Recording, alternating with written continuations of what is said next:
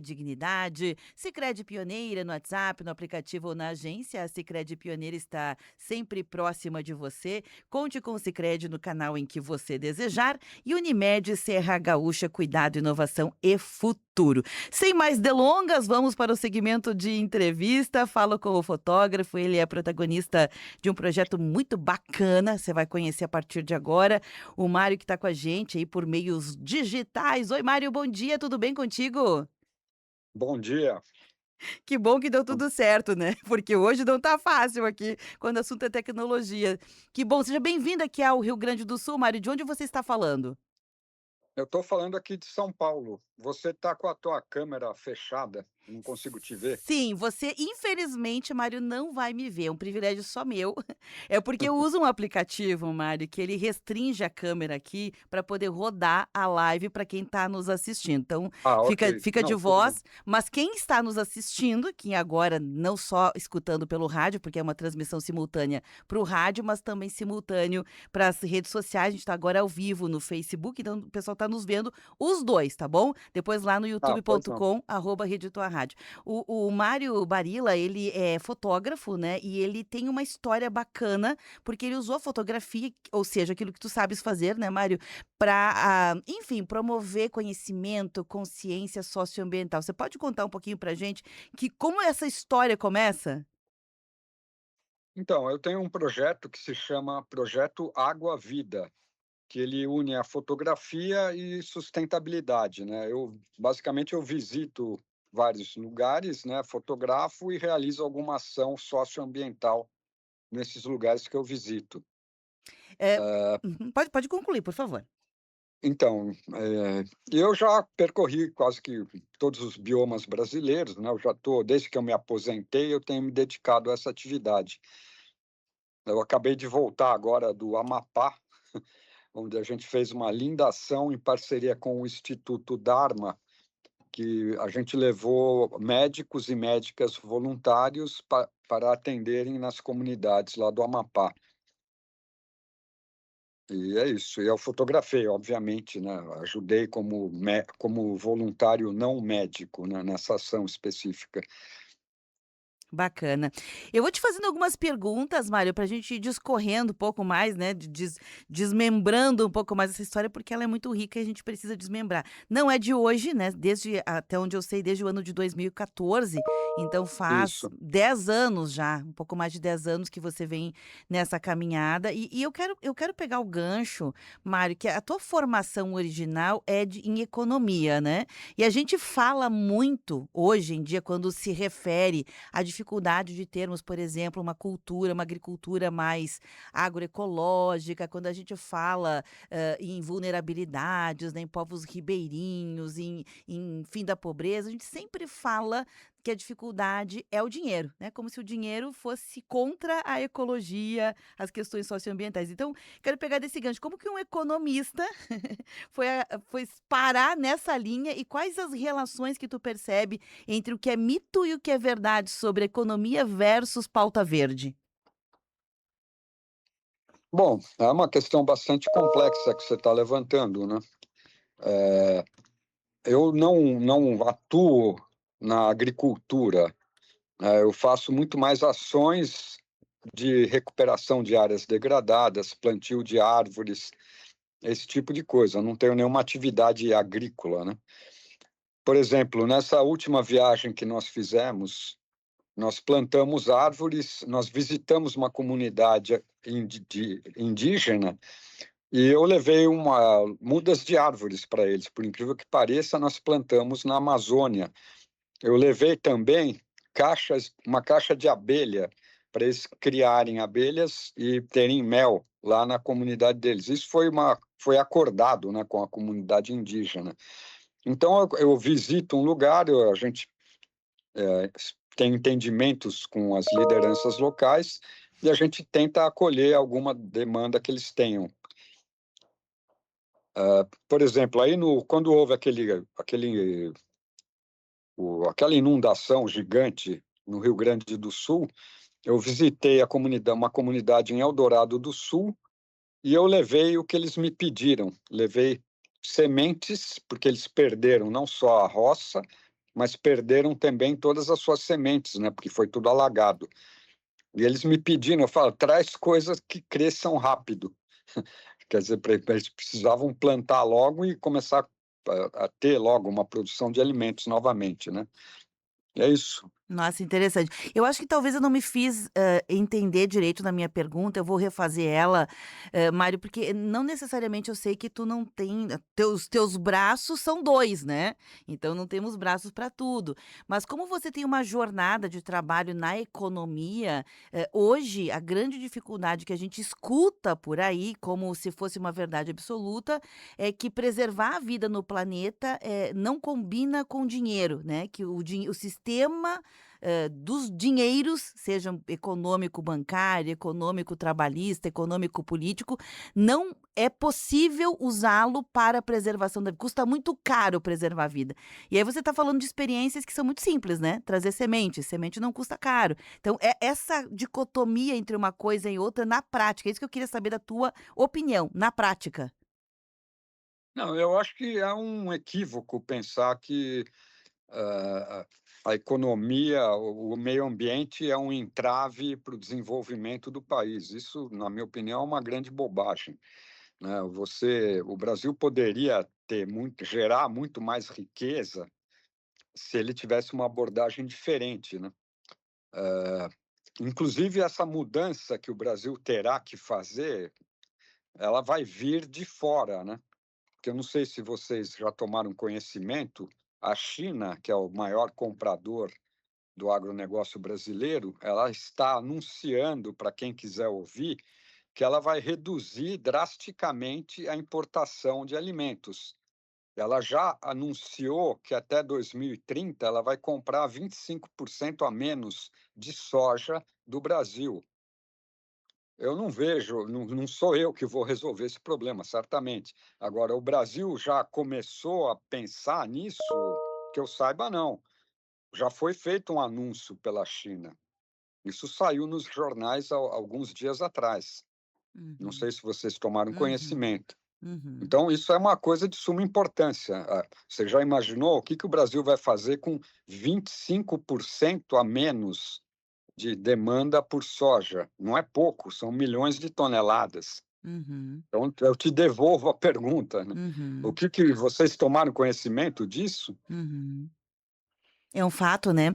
A grande questão é que, já que você usou o exemplo da China, a China é um país, para o qual a gente pode se inspirar em muitas questões, né. Essa questão do mercado interno deles, não só para comida, né, não só para agricultura, mas para outras coisas também. A própria indústria cultural chinesa, o grande consumidor é o próprio chinês.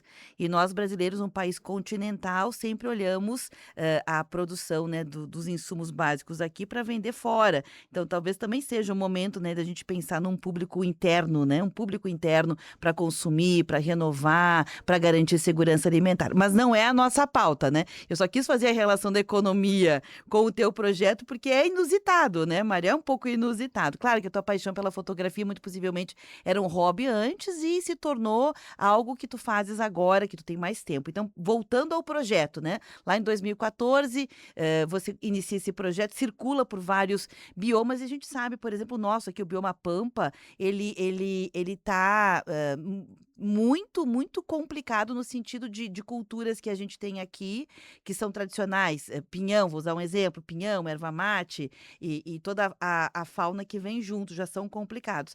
Algum bioma que você circulou, que chamou a tua atenção no sentido, assim, tá urgente, tá clamando um pouquinho mais de preservação, precisa ter um pouquinho mais de atenção? Sim, sem dúvida, né, a gente pode ficar aí mesmo, aí no sul. Eu tenho uma parceria para a produção de araucária, de mudas de araucária, né. A araucária, ela é uma árvore, haviam florestas de araucária, né, e ela talvez seja uma das árvores que foi mais erradicadas, né, Uhum, no Brasil. E qual o problema da araucária? Ela demora para crescer, existem métodos, né, para acelerar esse crescimento, mas a araucária naturalmente ela demora muito para crescer, e fizeram uma lei que proíbe a derrubada de araucária. E essa lei se mostrou um tiro no pé, né, porque hoje em dia o cara vê lá na propriedade dele uma mudinha de araucária crescendo, e ele vai lá e pisa em cima, ninguém vai ficar sabendo e pronto, né, porque ninguém quer saber de araucária, porque você não pode manejar a araucária, né, a legislação proíbe a derrubada da araucária. Essa legislação, no meu entendimento, ela deveria ser revista, não dessa maneira punitiva, mas uma maneira que estimulasse a propriedade a ter araucária. Por exemplo, uma propriedade que tenha um tanto de araucária nela vai receber uma isenção fiscal, alguma coisa nessa linha. Seria mais produtivo do que como está hoje, porque hoje você não estimula a propriedade a ter araucária, você pune o cara se ele derrubar a araucária. Só que essa derrubada acontece, ninguém fica sabendo e segue o baile. E a araucária, ela tá, por incrível que pareça, apesar dela ser uma fonte de riqueza enorme, o fruto dela é super aproveitado, a madeira dela é excelente, e ela está caminhando para deixar de existir. Acho que hoje deve ter, sei lá, 3, 4% do que houve no passado, né. Então isso aí são questões que têm que ser abordadas, né. Perfeito, muito. Já caiu de velha nessa pauta, mas a gente ainda está correndo atrás. Nessa perspectiva do teu trabalho com o projeto Água Vida, Mário, eu sei que além, né, de ações que você já explicou, já deu uma pinceladinha aqui nos biomas brasileiros, em vários territórios, você também teve uma ampliação da atuação em formato internacional em abril deste ano. Você poderia contar um pouquinho? Sim, eu fiquei claro, eu tomei conhecimento dos grandes incêndios que houveram na Patagônia, Argentina, principalmente. E eu resolvi fazer uma ação de recuperação ambiental por lá.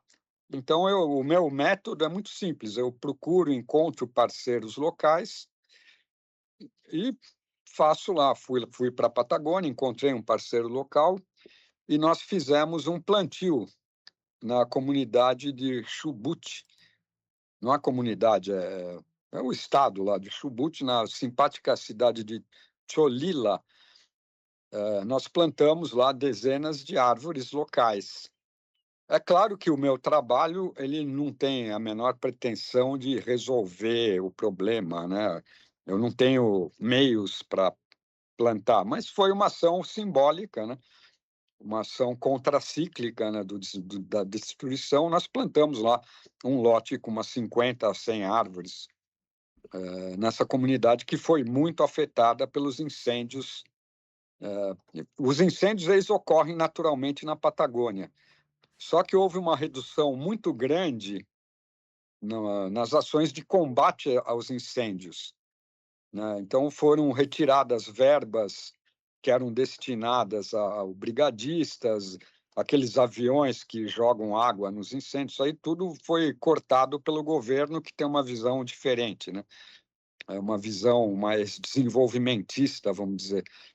Então ele cortou essas verbas e, obviamente, com essa redução do combate aos incêndios, eles foram agravados. Aí eu fui lá e fiz essa ação contracíclica. Muito interessante. Isso mesmo que fosse uma árvore só plantada, já é uma grande diferença. A gente não tem, muitas vezes, o devido valor, né, Mário, das pequenas ações. Pequenas ações são transformadoras. Elas acontecem e elas vão mudando a mentalidade das pessoas que estão naquela célula, naquele ecossistema. Então, primeiro, parabéns pela iniciativa. Pegando o gancho da fotografia, que é como tudo começou, né, a partir do teu olhar como fotógrafo. Aliás, a gente tem aquela máxima, né, que uma imagem diz mais do que 1000 palavras.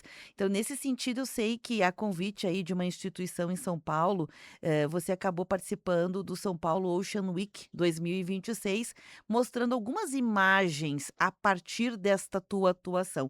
Como foi isso? Então, eu recebi um convite da organização desse evento, que é a São Paulo Ocean Week, e eu aceitei o convite e cedi as imagens do projeto, algumas imagens. O meu projeto, ele se chama Água Vida, e tem uma história por trás desse nome.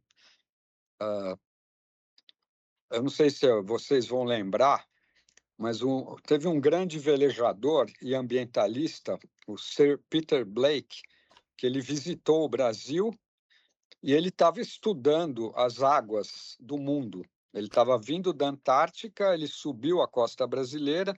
Eu o conheci pessoalmente quando ele parou em Ilhabela, que é um lugar que eu frequento bastante, né? Eu o conheci, tive a oportunidade de conhecer, conversar, visitar o barco dele, etc.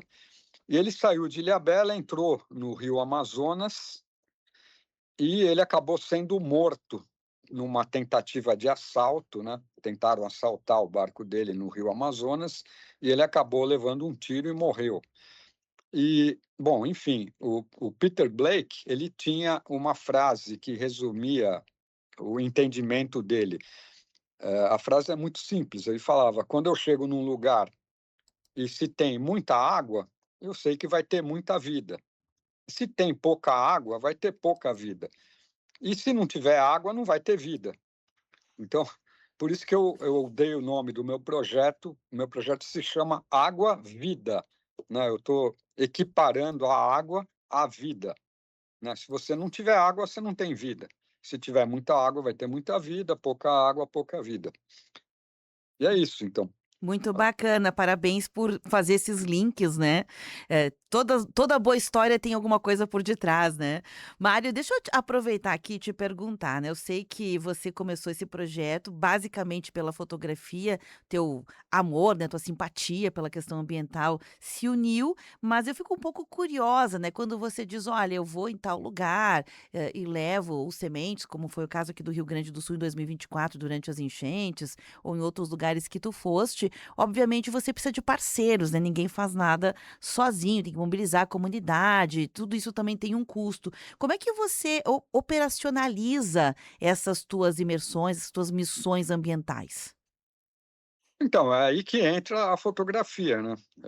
A ideia do projeto é usar a venda, a receita da venda das fotografias para viabilizar as ações que eu realizo. As minhas ações, elas são muito tímidas do ponto de vista econômico, né. Por exemplo, eu fiz uma ação na região de Bonito, em Mato Grosso do Sul. Eu encontrei uma parceira local, a dona Hélida, que é uma viverista, ela tem um viveiro de mudas lá, na região de Bonito, e eu propus a ela uma parceria e ela aceitou. Qual foi essa parceria? Eu dei uma turbinada no viveiro dela. O que que significa isso? Ela tinha já um viveiro produzindo mudas, aí eu introduzi uma bomba d'água, eu cobri o viveiro com sombrite, colocamos o sistema de irrigação no viveiro dela. Isso tudo custou, sei lá, vamos dizer que tenha custado R$ 5.000. Esses R$ 5.000, eles vêm da venda das minhas fotografias. Eu não tiro o dinheiro do bolso, né, claro, às vezes eu acabo tirando um pouco, mas a venda da fotografia proporciona que eu faça essas ações. Ela tinha uma produção de muda de 4.000 que saltou para 20.000 mudas por batelada, com essa melhoria que eu fiz no viveiro dela. E aí, o que que eu fiz? Eu propus à dona Hélida que a gente tivesse dentro do viveiro uma ala específica para produzir as mudas que as araras gostam. Por quê? A arara azul, principalmente, ela estava em risco de extinção. Aí houve a ação, graças à ação da bióloga Neiva Guedes, do Instituto Arara Azul. Ela percebeu, né, que a arara estava em risco de extinção pelo desmatamento, pelas queimadas, pela perda do habitat e pela perda dos ninhos, né, porque a arara faz o ninho nas árvores, principalmente numa árvore que se chama manduvi. Então, a bióloga Neiva Guedes, percebendo essa problemática, ela criou o ninho artificial da arara, que é basicamente uma casinha de cachorro colocada numa árvore alta, e a arara aceitou se reproduzir nesses ninhos artificiais. E eu falei: "Pô, a gente podia ir um pouco além disso, né, vamos tentar plantar as árvores, recuperar, né".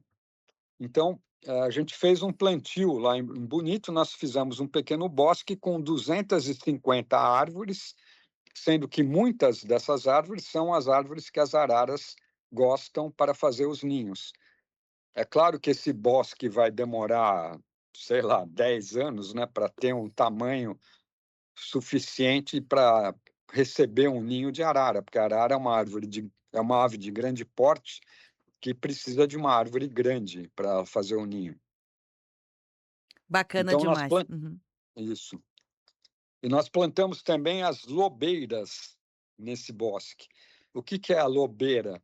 A lobeira é uma árvore fundamental para a dieta do lobo-guará, que é outra espécie que também tem risco de extinção por perda de habitat, né. E o lobo, ele precisa comer o fruto dessa árvore que se chama lobeira. Ele precisa comer porque essa fruta, ela tem lá alguma substância que combate uma praga que tem nos intestinos do lobo. Se ele não comer a lobeira, ele acaba tendo problema de saúde, o lobo-guará. Então é Legal. isso, as Uhum. coisas vão se somando, né. Nossa, bonito demais. Para quem quiser conhecer o teu trabalho, apoiar, enfim, quem sabe até buscar uma parceria para alguma ação, e esteja escutando agora, eu mesma agora entrei no teu Instagram, viu? Achei algumas fotos ali que foram expostas na exposição de fotografias muito bonitas, mas é só o Instagram? Quais os canais para falar contigo? O canal principal é o meu site, Uhum, né, o meu site que é projetoaguavida.com.br. uhum. Nesse site você vai encontrar o meu e-mail e o meu WhatsApp, né, então se alguém falar: "Pô, eu quero entrar em contato com o Mário", entra no meu site e você vai encontrar o meu e-mail e o meu WhatsApp. Perfeito, perfeito. Fechou todas então. Mário, primeiro, assim, eu adorei te conhecer, conhecer teu trabalho, achei sensacional. Quando eu recebi que o material já achei muito bacana e agora te escutando, mais bacana ainda. Parabéns pela tua iniciativa. Algum plano para o futuro recente? Sim, a minha próxima etapa, né, que eu vou fazer, eu vou para o Rio, porque em setembro já estão todos convidados, nós teremos o evento que se chama Rio Ocean Week. É um evento de 4 dias, acho que a partir do dia 16 de setembro, e ele acontece. Então esse evento ele vai reunir toda a turma que faz ações ligadas à preservação do oceano, etcétera, né. Então, por exemplo, Projeto Tamar, Sea Shepherd, toda essa turma vai estar lá e eu tenho uma honra enorme de estar participando junto com esse pessoal. Só Perfeito. para finalizar, no Rio eu tenho uma ação de recuperação de áreas degradadas nos morros da paisagem carioca. Então nós vamos plantar árvore no Morro da Paisagem Carioca, é o Morro da Urca, o Morro do Corcovado, o Morro da Babilônia, são os morros principais lá da cidade do Rio de Janeiro.